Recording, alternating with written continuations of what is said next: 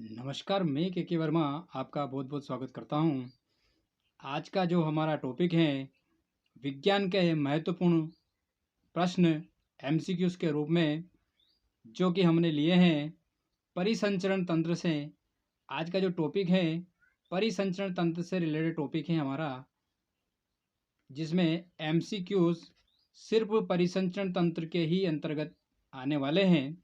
विज्ञान के महत्वपूर्ण एमसीक्यूज, आइए परिसंचरण तंत्र के टॉपिक से संबंधित कुछ 20 प्रश्न हम लोग देख रहे हैं।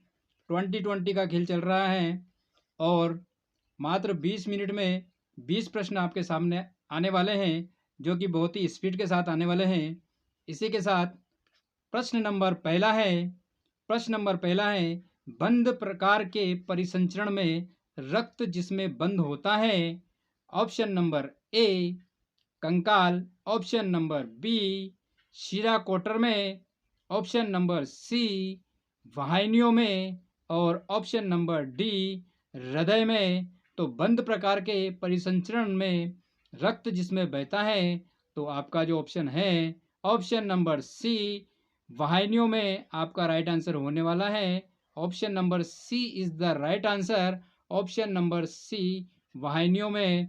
अगला प्रश्न है प्रश्न नंबर दूसरा, ये है निम्न में से जंतु के किस वर्ग में हृदय ऑक्सीजन रहित रक्त को पंप करता है। निम्न में से जंतु के किस वर्ग में हृदय ऑक्सीजन रहित रक्त को पंप करता है। आपका ऑप्शन नंबर पहला है मछलियों में, ऑप्शन नंबर दूसरा है रेप्टिलिया में, ऑप्शन नंबर तीसरा है पक्षियों में, ऑप्शन नंबर चौथा है एम्फीलिया में। तो जो मछलियां जो होती हैं, मछलियों में ऑक्सीजन रहित रक्त पंप करता है। ऑप्शन नंबर ए आपका राइट आंसर होने वाला है। ऑप्शन नंबर ए आपका राइट आंसर होने वाला है मछलियों में। इसी के साथ अगला प्रश्न है प्रश्न नंबर 3। ये रहा प्रश्न नंबर 3 है, फेफड़ों का आवरण है, फेफड़ों का जो आवरण है वो कैसा है। Option number A pleura, option number B pericardium, option number C epiglottis and option number D capsule. तो जो आपका जो आंसर होने वाला है पेरिकार्डियम, ऑप्शन नंबर बी आपका राइट आंसर है। इसी के साथ अगला प्रश्न है प्रश्न नंबर चौथा है, फेफड़ों से आने वाले रक्त में रिक्तस्थान की मात्रा, फेफड़ों से आने वाले रक्त में रिक्तस्थान की मात्रा फेफड़ों में प्रवेश करने वाले रक्त की तुलना में अधिक होती है। तो आपको रिक्तस्थान की पूर्ति करना है। ऑप्शन नंबर ए आपका है CO2, ऑप्शन नंबर बी आपका है O2 and option number C आपका है दोनों, और ऑप्शन नंबर डी है इनमें से कोई नहीं। तो आपका जो आंसर होने वाला है ऑप्शन नंबर ए CO2 की मात्रा फेफड़ों में प्रवेश करने वाले रक्त की तुलना में अधिक होती है। ऑप्शन नंबर ए CO2 यानी कि कार्बन डाइऑक्साइड, कार्बन डाइऑक्साइड। इसी के साथ प्रश्न नंबर पांचवा है, स्तनधारियों में ऑक्सीजन युक्त रक्त हृदय में प्रवेश करता है। पांचवा प्रश्न है, स्तनधारियों में ऑक्सीजन युक्त रक्त हृदय में प्रवेश करता है। ऑप्शन नंबर ए दाएं आलिंद में, ऑप्शन नंबर बी बाएं आलिंद में, ऑप्शन नंबर सी दाएं निलय में और ऑप्शन नंबर डी बाएं निलय में। तो आपका जो आंसर है बाएं आलिंद में स्तनधारियों में ऑक्सीजन युक्त रक्त प्रवेश करता है, बाएं आलिंद में। ऑप्शन नंबर बी आपका राइट आंसर है, बाएं आलिंद में स्तनधारियों में ऑक्सीजन युक्त रक्त प्रवेश करता है। Option number B is the right answer. इसी के साथ अगला प्रश्न है प्रश्न नंबर 6 है, सिस्टोलिक एवं सिस्टोलिक एवं डायस्टोलिक दाब में अंतर बताना है आपको। क्या अंतर है? ऑप्शन नंबर ए हृदय स्पंदन, ऑप्शन नंबर बी नाड़ी दाब, ऑप्शन नंबर सी रक्तचाप, ऑप्शन नंबर डी रक्त में शर्करा की मात्रा। तो सिस्टोलिक एवं डायस्टोलिक दाब जो हैं वो दोनों में नाड़ी दाब का अंतर है। Option number B is the right answer. Option number B आपका राइट आंसर होने वाला है।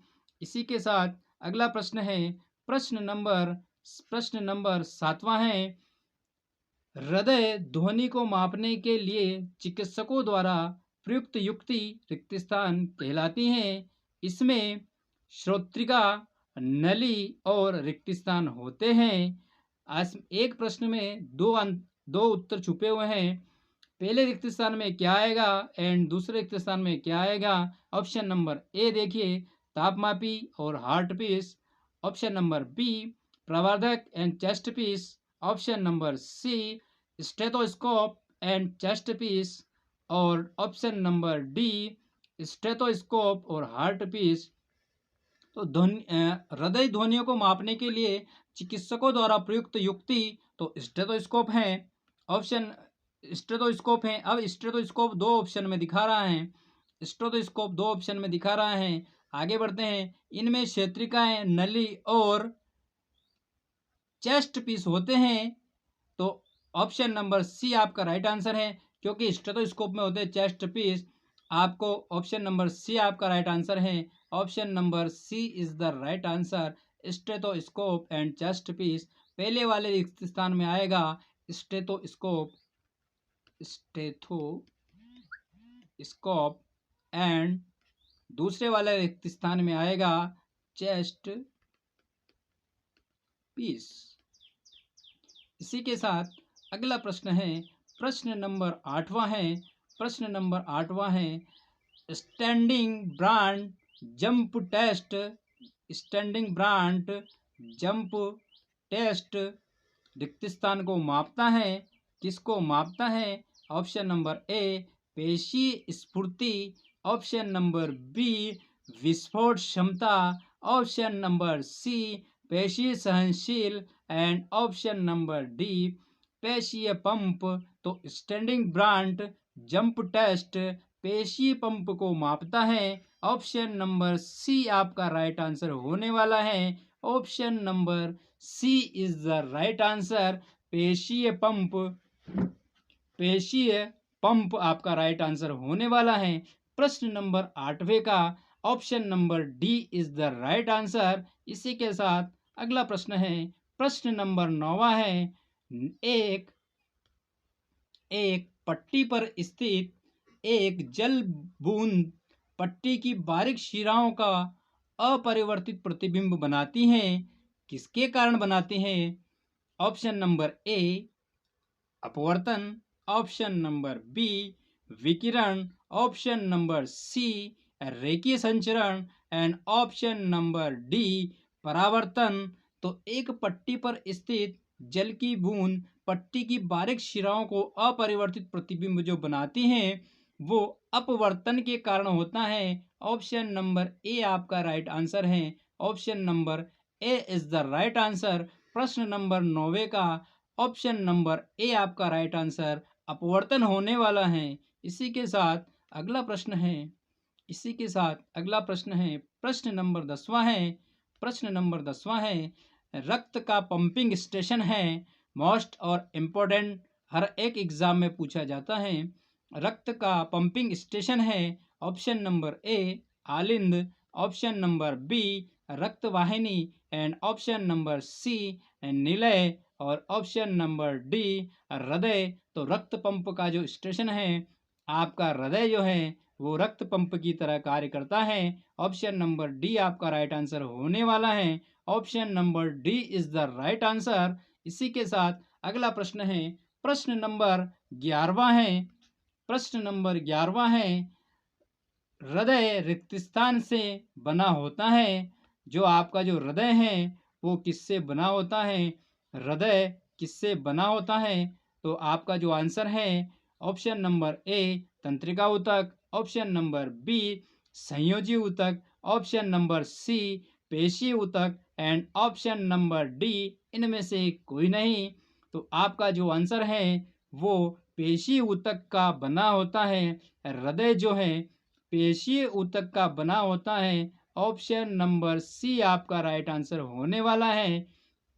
Option number C is the right answer. इसी के साथ अगला प्रश्न है इसी के साथ अगला प्रश्न है प्रश्न नंबर 12वां है। मनुष्य का सामान्य रक्तचाप होता है। मनुष्य का जो सामान्य रक्तचाप है वो कौन सा है, क्या होता है? Option number A 120/80 mm, 80/120 mm। Option number C 100/120 120 mm। And option number D none of this इनमें से कोई नहीं। आपका जो प्रश्न का जो आंसर है सामान्य मनुष्य का जो रक्तचाप होता है वो होता है 120/80 mm। 120/80 mm।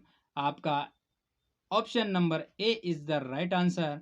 Option number A is the right answer. Option number A is the right answer. इसी के साथ अगला प्रश्न है प्रश्न नंबर 13वां है। प्रश्न नंबर 13 है हृदय का प्रथम प्रत्यारोपण किसके द्वारा किया गया था?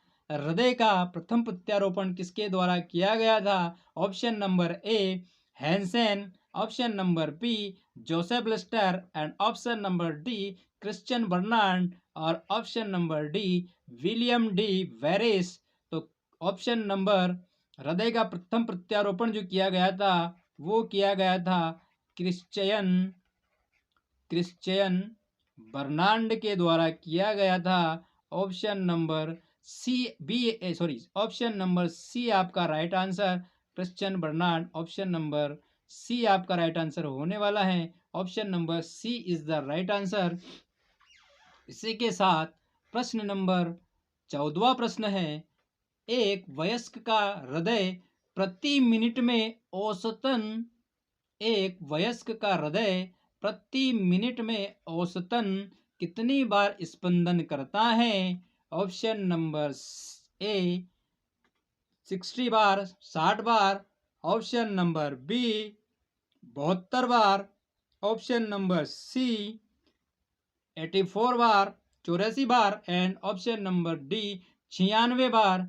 तो एक वयस्क मनुष्य का जो हृदय है वो प्रति मिनट में 72 बार स्पंदन करता है, 72 बार धड़कता है। ऑप्शन नंबर बी आपका राइट आंसर होने वाला है। Option number B is the right answer. Option number B आपका राइट आंसर होने वाला है। इसी के साथ अगला प्रश्न देखिए प्रश्न नंबर 15वां है मछली के हृदय में कक्षकों की संख्या है। मछली के हृदय में हमेशा से पूछा जाता है प्रश्न मछलियों के हृदय में कक्षकों की संख्या चैम्बर्स की संख्या आपको बताना है। मनुष्य के हृदय में मछलियों के हृदय में option number A 3, option number B 2, option number C 4 और ऑप्शन नंबर डी इनमें से कोई नहीं। तो जो आपका जो आंसर है मछलियों के हृदय में जो चेंबर होते हैं वो 2 चेंबर होते हैं। मछलियों के हृदय में जो चेंबर होते हैं वो 2 चेंबर होते हैं और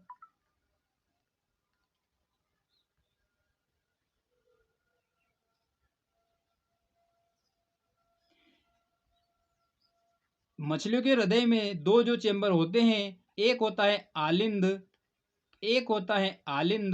और एक होता है वेंट्रिकल। एक होता है आलिंद और एक होता है वेंट्रिकल। ये 2 चेंबर मछली के हृदय में होते हैं।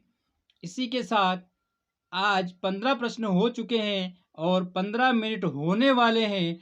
हम लोग जो हर रोज 2020 की सीरीज चला रहे हैं उसके 20 मिनट के अंदर आपसे 20 प्रश्न में हल कर रहा हूं हर रोज। सिर्फ आप लोगों से मेरा एक ही निवेदन है कि चैनल को सब्सक्राइब करें, मुझे सपोर्ट करें और लाइक करें, कमेंट्स करें और मुझे प्रेरित करते रहे ऐसे ही जिससे मैं और भी अच्छी वीडियो आपके सामने लेकर आऊँ, और बेल आइकन के बटन को दबाना ना भूलें, जिससे मेरे आने वाली प्रत्येक वीडियोस के नोटिफिकेशन आपके पास पर्याप्त रूप से पहुंच जाए। इसी के साथ प्रश्न नंबर 16 है। प्रश्न नंबर 16 है, मानव मस्तिष्क का सबसे बड़ा भाग कौन सा है? Option number A cortex, option number B brain stem, option number C cerebellum, option number D cerebrum. तो मानव मस्तिष्क का सबसे बड़ा भाग जो होता है वो होता है सेरेब्रम, यानी कि ऑप्शन नंबर डी आपका राइट आंसर होने वाला है। Option number D is the right answer. इसी के साथ अगला प्रश्न है, प्रश्न नंबर 17 है, मानव का हृदय कितने खंडों में विभाजित होता है? मानव का हृदय कितने खंडों में विभाजित होता है? इससे पहले या एक दो क्वेश्चन पहले मछलियों के हृदय के बारे में पूछा था। मछलियों का हृदय जो होता है वो 2 चैम्बर्स में बटा होता है। अब देखते हैं मानव का हृदय। Option number A 3, option number B 4, option number C 2 और ऑप्शन नंबर डी 5। तो जो मनुष्य का जो हृदय होता है वो 4 चैम्बर्स में बटे होते हैं। 4 चैम्बर्स में बटे होते हैं।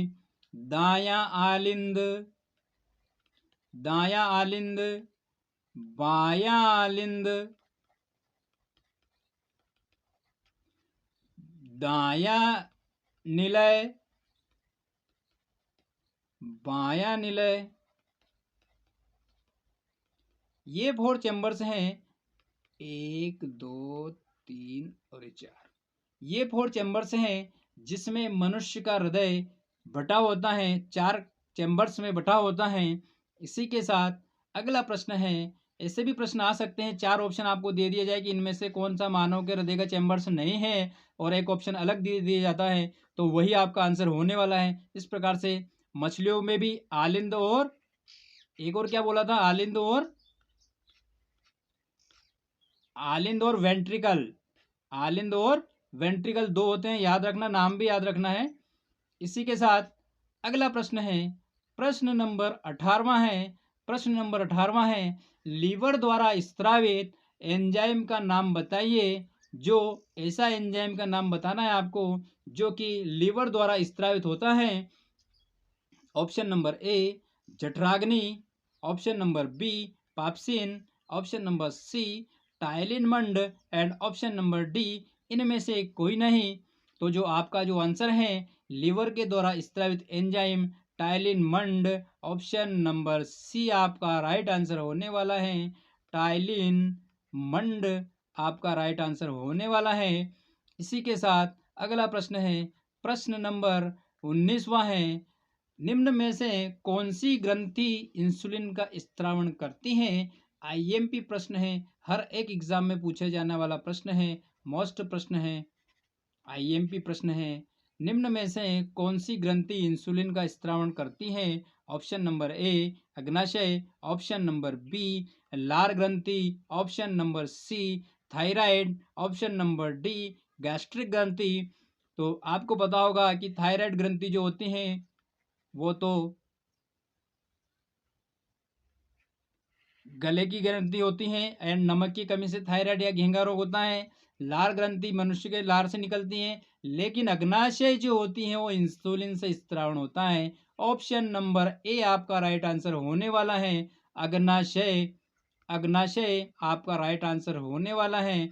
ऑप्शन नंबर ए, प्रश्न नंबर 19 का ऑप्शन नंबर ए आपका राइट आंसर होने वाला है। इसी के साथ अगला प्रश्न और लास्ट प्रश्न है, लास्ट प्रश्न है, पाचन नली के निम्न में से किस भाग में पाचन नहीं होता है?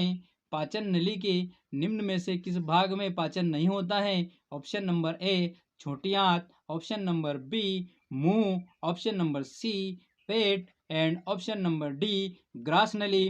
तो छोटी आंत में पाचन होता है, मुंह में भी पाचन होता है,